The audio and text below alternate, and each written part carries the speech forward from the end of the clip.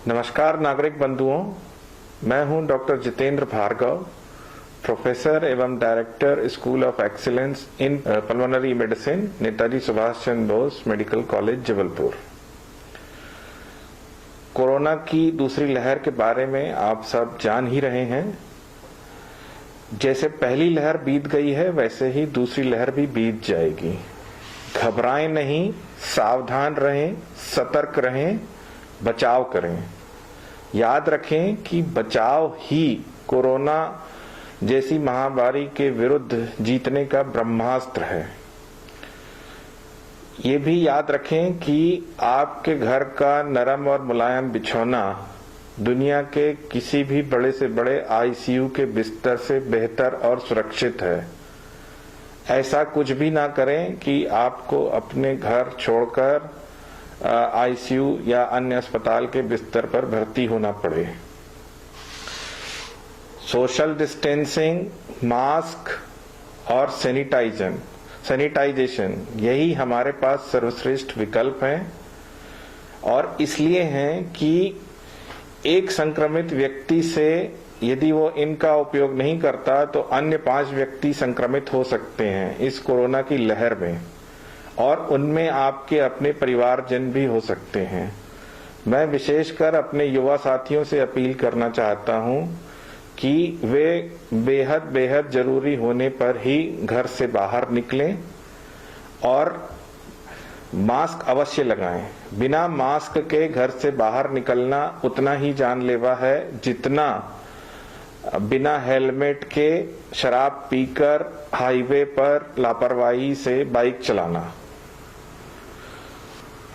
इसलिए हमेशा मास्क लगाकर ही घर से निकलें। दूसरी बात जो मैं कहना चाहता हूं कि कोरोना के लक्षणों के बारे में जानकारी रखें।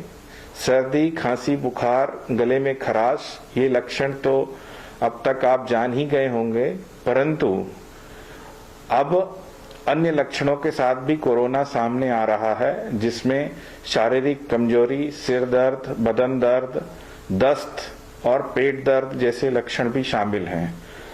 आप आज यदि स्वस्थ हैं और कल को इनमें से कोई भी लक्षण आप स्वयं में पाते हैं तो कृपया डॉक्टर के संपर्क में आएं, निकट के फीवर क्लिनिक में अपनी जांच कराएं और घरेलू उपचार में व्यर्थ समय न खराब करें। डॉक्टर से परामर्श आपको पूर्ण सुरक्षा प्रदान करेगा।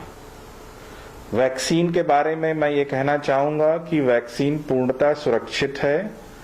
शासन के नियमानुसार 45 वर्ष के प्रत्येक व्यक्ति से अनुरोध है कि वे संबंधित सेंटर में जाकर वैक्सीन अवश्य लगवाएं। इस कोई भी कंफ्यूजन होने की स्थिति में विशेषज्ञ चिकित्सक से परामर्श लें। सुनी सुनाई बातों से कोई निष्कर्ष न निकालें। इसके अलावा यदि आपको कोरोना हो गया है तो डॉक्टर की सलाह के अनुसार इलाज लें। संभव हो तो घर पे ही थर्मामीटर से हर 2 घंटे में अपना बुखार नापें, पल्स ऑक्सीमीटर से अपना ऑक्सीजन लेवल नापें। 94 या 94% से कम ऑक्सीजन लेवल होने पर ही अस्पताल में भर्ती होने की आवश्यकता पड़ती है। उससे अधिक यदि आपका ऑक्सीजन लेवल है तो घर पर ही इलाज हो सकता है।